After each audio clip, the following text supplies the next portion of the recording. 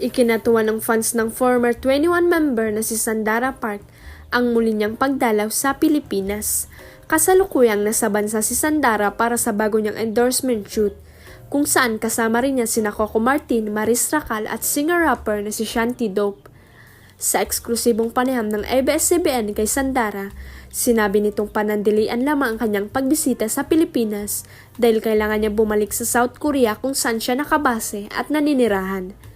Ganun pa man, na-enjoy raw ng gusto ni Sandara ang maikling panahong pagbisita sa Pilipinas, lalo't na't nakita at nakasama niya muli ang iniidolong aktor-direktor na si Coco.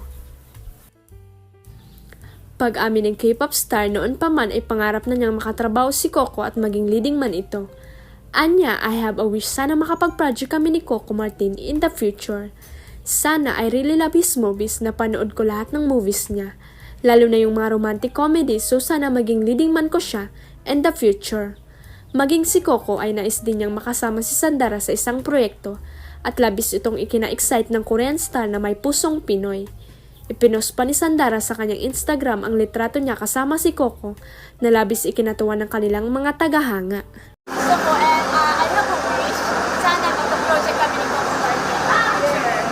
Sana. Kasama kami ni Coco kanina, no? Yes, and I really love his movies. So, napanood ko lahat ng movies niya, lalo na yung mga romantic comedy. So, sana magiging leading man ko siya in the future. Huwag kalimutang i-click ang subscribe button at i-ring ang notification bell para sa latest at legit chika updates.